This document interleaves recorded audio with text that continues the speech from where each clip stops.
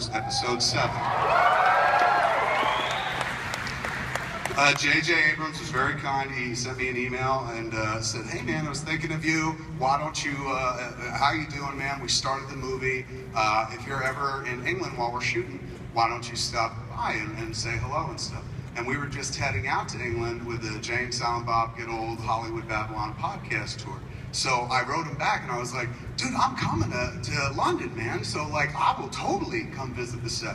And he was like, oh, that rocks, man. So I'll put you in touch with my sister. He put me in touch with Morgan and shit. And the plans were made for me to come visit to see the fucking Star Wars Episode 7 set. Me, the guy who always blabs his mouth and shit. But still, I was like, right on. And that's when I started thinking about it. I told my wife, I was just like, fucking J.J. Abrams invited me to the set, man, to go to Episode 7. And she's like, I didn't think you and J.J. were all that close. And I was like, oh my God, you're right, man. It's like, it's not like we're friendly, but it's not like, you know, we go over each other's house very often and stuff. So I'm like going, oh my God, maybe this dude didn't mean to write me an email at all. Like maybe he meant Kevin Costner or some shit like that. So I got real tight about it, so I sent him an email back, and I was like, hey man, looks like I'm coming to visit you, everything's cool and shit, but I just want to throw this out there in case maybe you hit the wrong Kevin in your address book, man. This is Kevin Smith, the guy that made Clerks. Sent the email and shit, and within 10 minutes got an email back from JJ, 2 words, just said, oh fuck. So they didn't cancel me, and they let me go to the set for Star Wars Episode 7. I've talked about other places, so I'll do a truncated version of it for you here. I've thought about it a little since it happened, and since I spoke about it that first weekend. You can probably see it somewhere online. But in a nutshell, I signed an NDA, non-disclosure agreement, not allowed to say a lot of the things that I saw, so I've been very careful about the things that I've said and whatnot. When I first got there, you walk onto the lot at Pinewood Studios, you get to the Lucasfilm offices, there is a sign hanging up where they make you sign the NDA. There's a sign hanging up, looks like one of those old World War II posters, you know, propaganda posters. And it features like Captain Nita or Admiral Piet from, you know, the Imperial Star Bridge of the Executioner or whatever. Two Imperial generals, one going like this. And it says, loose lips sink starships. And I was like, that's real cute, that's clever. And JJ's assistant was like, he hung that up just for you. So I was like, fair enough, fair enough. So I signed a bunch of shit, said I can't tell you what I saw and stuff, but I'll kind of work around it to tell you what was there. What was there, honestly, was absolute magic. Ladies and gentlemen, I've been, you know, doing what I do for a living, sometimes well, sometimes not well, depends on who you ask, for 2 decades now. And when you make the sausage, when you get to see behind the scenes and whatnot, it's not as magical anymore, I'll be honest with you, man. Like, I don't view movies through the same prism most people do. I don't view them as like, I would do that better, because I never would do that. Most movies I watch and be like, how'd they get that done? You know, I'm still fucking amazed 2 decades in. But 2 decades in, you know how movies come together. It's like knowing how the magician does the tricks. And even though you can enjoy a good stage show, at the end of the day, you know, it's movies, it's your job or something like that. So that's the prism through which I view most movies. That's why when movies capture my imagination or heart, like the Marvel movies or something like that, or fucking, you know, Batman movies, that like takes me back to a place where I'm like, oh, it thrills me. There's something inside that'll still fucking thrill me. So when I went to that set, man, I went like in a very clinical directorial fashion. I'm a guy who works in the movie industry and stuff, and I was lucky enough to get invited to the set of a sequel to a movie that when I was a kid, I was absolutely in love with. Those movies defined my childhood and stuff. So for me, I'm like, this is great, what a cool opportunity. But it was all here. Everything so far is in my head, my very clinical head and stuff, and I'm going, this is cool, I'm gonna go to the set, I'll see JJ, I'll see if they're making the movie, how they're making the movie, this is gonna be neat. And it was very superficial, so I get there, and it's a real world, you know, they had sets. It wasn't like a series of blue screens with somebody standing in front of like a coat rack and they're like, that's gonna be a fucking snow walker. You know, it's actual tactile set. I walked on a set that will actually be in the movie. One day I'll see the scene and be like, holy shit, I was there. I touched the walls of the, and I almost said it, but I touched the walls of the fucking thing. So I was on the set, I saw costumes, I saw, you know, artillery and shit like that. I saw things that, you know, I loved as a kid. It was interesting, man. I was walking across the set and I was like, this is great. He's getting it so right. Like, all the elements were right. It looked like J.J. Abrams had the best set of Star Wars figures ever and was making the best possible movie one could. So, you know, still, very clinically, I'm like, this is cool. Good for him, man. I like him. He's a real cool guy and shit. And he's trying like a fucking motherfucker to make a perfect Star Wars movie. So, you know, I'm like, this is neat. This is all great. Look at you. And I'm going down the list. You got this. You got this. This is so smart. Who's not going to go see this movie? Still very clinical about the whole thing. Still enjoying it on a professional level and shit. Then JJ told his assistant Morgan, he's like, take Kevin to stage M. And I was like, right on. We're going to fucking stage M, man. So, off to stage M, don't know what's on it and shit, but like, you know, I'm sure it's gonna be more Star Warsy and fun and whatnot. And I'm gonna be like, wow, this is all neat. Same way, right now, everything's cool, man. You take my pulse, it's normal. My heart's just beating normally and shit. They get me to stage M, they open up the doors, I walk onto the door, the set of stage M is dark, but you can see there's something fucking huge there and whatnot. There's a guy, British guy, because it's all in England where they're shooting, right? British guy whose job to watch the set. And he goes, do you want me to turn on the lights? And it was so creepy, I thought I was like in a castle movie and shit. Because we were in England, I was like, yeah, fucking please turn on the lights. And he turns on the lights, and it's not just the lights, you know, on the stage. All of a sudden I see a giant set, and what's the lights he means are the lights inside of what looks like from the outside, the Millennium Falcon. Now, it's on a movie stage, so from the outside it doesn't look like the Falcon as we know it in the movies, but the shape of it and shit like that, and I see these, the doors, the opening doorway, the door platform, walks up onto the Millennium Falcon. I see it, so I'm like, oh shit, that must be the Millennium Falcon. I read online that people have taken pictures of it being built, and here it is and stuff. So I'm looking at it going, that's real cool. And Morgan goes, do you want to walk on it? And I go, oh fuck, yeah, absolutely. What a kick that'd be, man. Like, I ain't baked, I wish I was, because this would be amazing. You know, because I used to love Star Wars when I was a kid, and here I am on the set, and this is cool, and fucking, I never thought I'd be here, man, so fucking, let's go walking on the fucking set, and I'm gonna step onto the Millennium Falcon. And everything is still clinical, and everything is still right here. It's all in the head, man. And then I take one step on that platform. That same platform that when I was a kid, I had a small version of this fucking shit. That was like my best friend in the world. I slept with it and hugged it because it was like a $35 toy. My parents were like, you better fucking love that. And I loved it, particularly in my teenage years. But the Wookiee did not win, I assure you. So there it is, man. I had that Millennium Falcon as a kid, and many times I walked my figures up the platform and stuff, closed the platform, picked it up, and sailed it through my house and whatnot, made my own version of a Star Wars movie, probably like a Kevin Smith movie, nothing happened, they just talked to each other a lot. But still, I had my own adventures and shit like that. So, first step on the landing platform, the walk pad. Fuck, I can't even say it. Pathway. What would you call it?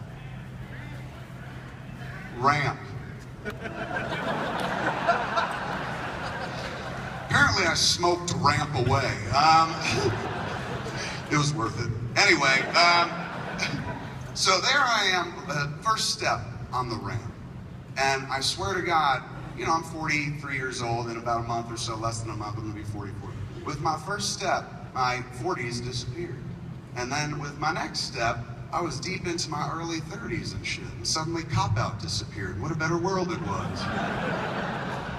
Then I took another step and I was in my 20s, circa Clerks and shit. When I first got into filmmaking, I was like, oh yeah, this could be cool. And I'll never make Star Wars, but like, I could make a movie too, and blah, blah, blah. And then the next step I take, man, I'm out of my 20s, and I'm in my teenage years, where, you know, I put Star Wars behind me, because I'm like, you don't get pussy if you like Jedis and shit like that. Now you can, but when I was a kid, no.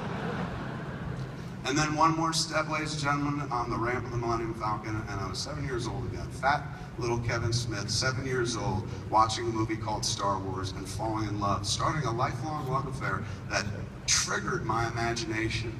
I played with my Star Wars figures endlessly. I had a kid across the street, Pete King, who had come down from Brooklyn. He had even better Star Wars toys than me. We combined our two. We had a massive universe, and we would sit there and make our adventures together and whatnot, always featuring Boba Fett as the lead, fuck everybody else.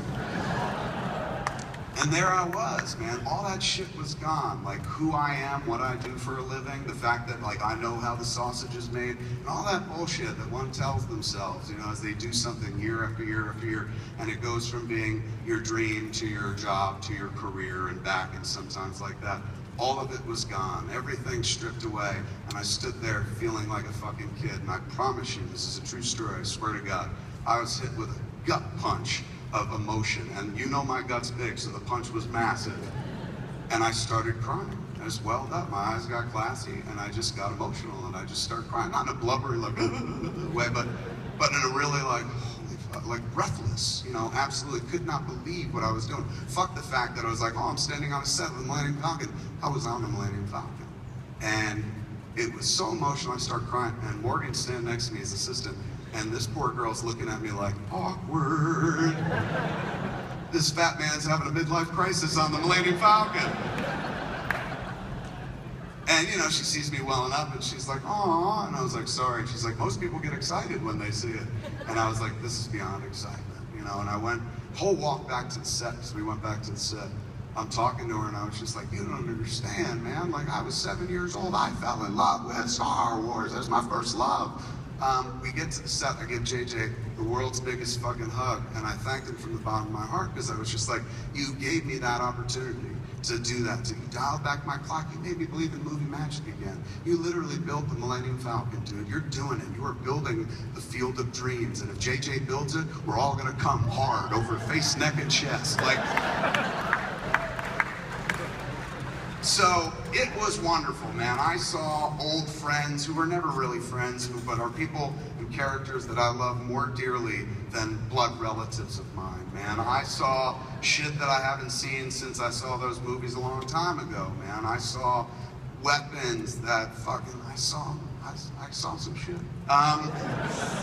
And I want to tell you so much. But anyway, but it was beautiful, it was emotional, and if he captures 1% of what I went through on the Millennium Falcon on the screen, which I've seen, he showed me a fucking scene cut together, he's already fucking got it. I said, you're gonna make $1 billion. This is the highest grossing movie of all time, dude, because it is a direct doorway to our childhood. Like, it's gonna take people back. And like, I don't like pissing on those other 3 Star Wars movies. I enjoyed them, but I went into those movies with that same clinical, like, I'm an adult. There's no way I can like those movies, these 3 new movies, the same way I liked, you know, fucking Star Wars and Empire and Return of the Jedi when I was a kid. I was a child, and now I'm an adult. I can't see things the same way. And viewed through that prism, those 3 movies were perfectly acceptable, and I enjoyed them and shit. Even moments like Jar Jar, I could look at a kid next to me, and the kid next to me was enjoying it, so I'm like, your generation's stupid, but whatever, you know.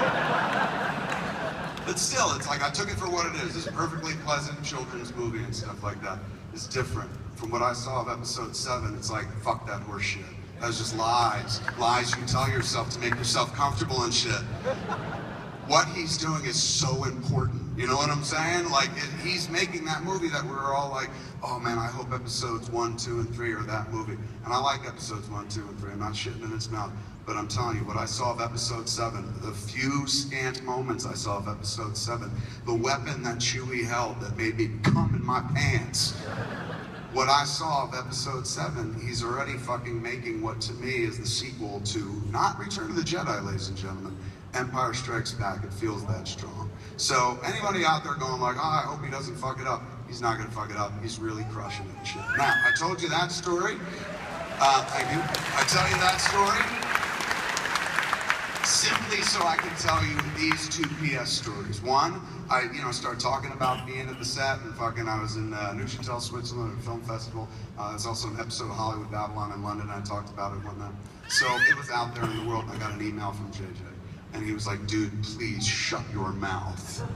He's like, stop talking about the movie. And I was like, dude, I'm so sorry. I kept it as vague and spoiler-free as possible. He goes, dude, it's not that. The things you're saying are beautiful. Just stop telling people that you went at all. And I said, why? And he goes, because now everybody's calling Disney going, I want to go on the Millennium Falcon. And I was like, fuck you, start charging them, man. All those rich people and shit like that. So I thought that was cute. But here's the real reason I wanted to tell you that story. So that happened while I was out in England. And I had this amazing day on set. Before I went, I got the email going, hey, come visit the set. So I asked my wife to come with me. I was like, I didn't even ask her. It's just expected when you're married. You do everything together except shit. So she was like, we're going to the set. And then I got an email going, oh, it's just you for security reasons. Hope you understand. And I was like, oh, fuck yeah, fuck her. And And so, you know, she's like, all right, if I go have fun at Star Wars. I was like, I will. And I went off to a galaxy far, far away, and my clock got dialed back, and I fell in love with movie magic again and whatnot. I was like, wow, there is a bit of pixie dust in the air, man. There's a little bit of wonder here. This is neat. So I come back to the hotel, and all I want to do is get the experience down. I didn't have anything with me, you know, to record. I usually podcast and stuff. So I just wanted to put all my feelings down, everything pretty much that I said to you guys, put it down on paper and whatnot. So I get back to the hotel furiously journalizing about what I saw on the set of Star Wars. And my wife, since I was out doing that, she was out with Jason's wife, Jordan, and they were having wine and whatnot. So she came back to the room, and, you know, she'd had a few drinks in her. And so she was like, how was Star Wars? And, you know, and I was like, it was fun, man, it was amazing. I stepped on the Millennium Falcon and I cried, and she's like, baby. And I was like, I was a baby, but it was worth it. And she was going, I'm glad you had a good time and stuff. And I was like, I'm just gonna write that, I gotta finish writing. I was sitting here writing, she goes, okay. So I go back and I'm writing more about Star Wars. And so since she's had a few drinks in her, all of a sudden, a few minutes later, she comes out to me where I'm in the living room part of the hotel room. And she's just wearing like a hockey jersey and nothing else, which is, you know, you might as well just fucking be wearing nothing else. That's what bing, makes it for me, right? So she's like, what are you doing? And I was like, oh, I just got to finish writing. She's like, do you want to come play? And I was like, oh, fuck yeah. As soon as I finish writing about Star Wars.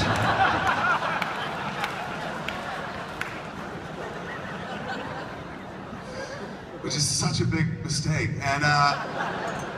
And she's sitting there going, are you fucking serious, Kevin Smith? Like when she gets a few drinks in her, she uses my last name, like a critic. And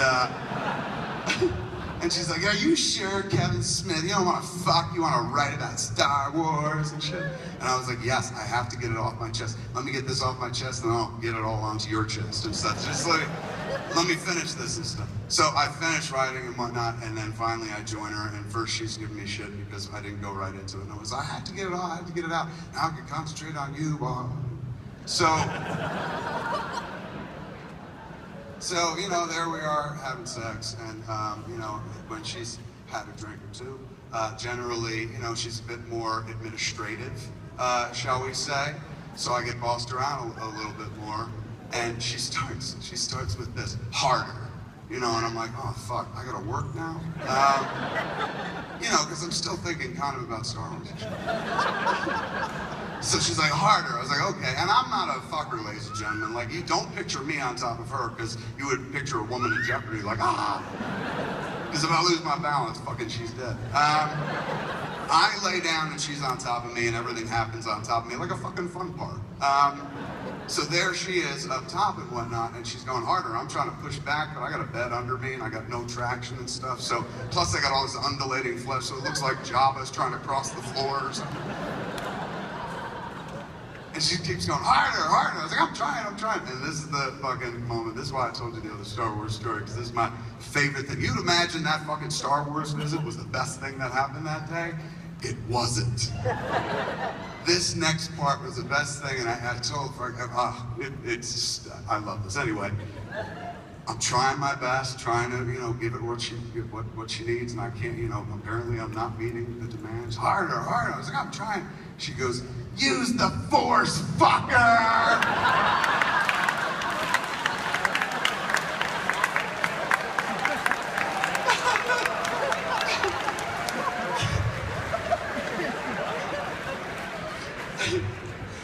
So the next morning, man, like she didn't remember. Next morning I was like, do you know what you said last night? And I told her, she was like, oh my God, never tell anybody that story.